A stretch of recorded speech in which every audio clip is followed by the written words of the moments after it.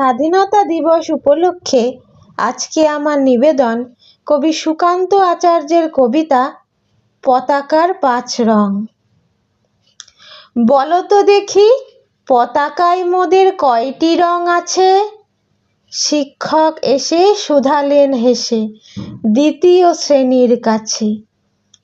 একসাথে মিলে সব ছেলে বলে চিৎকার করে জোরে, 3টি বর্ণ রয়েছে রাঙানো জাতীয় পতাকা জুড়ে। শ্রেণীর পিছন বেঞ্চের কোণে শিশু ছিল এক বসে। পতাকার মাঝে 5 রং আছে, বলল সে মৃদু ভাষে। কথা তার শুনে বাকি শিশুগণে হেসে খায় লুটোপুটি। শিক্ষক রেখে বলেন হেঁকে, বোঝাও কি করে 5টি?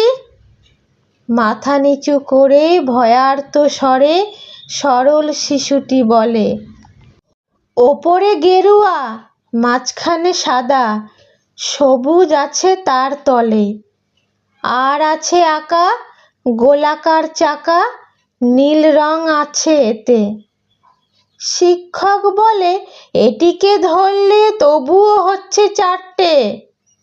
অবোধ শিশুটি বলল তখন, রং আছে আর এক।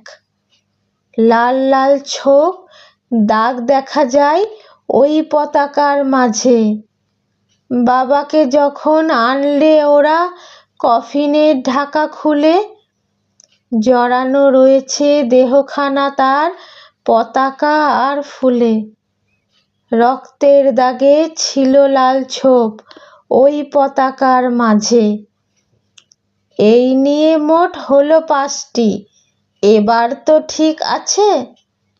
সরল শিশুটির জবাবখানি কাঁপিয়ে দিল বুক। অশ্রু এলো নয়ন ভরে, শুকনো হলো মুখ। আজও যারা দেশের জন্য করছে বলিদান, স্বাধীনতার সহিত সম তাদের অমর প্রাণ। হয়েছি স্বাধীন, পেরিয়ে গেছে 70টি বছর।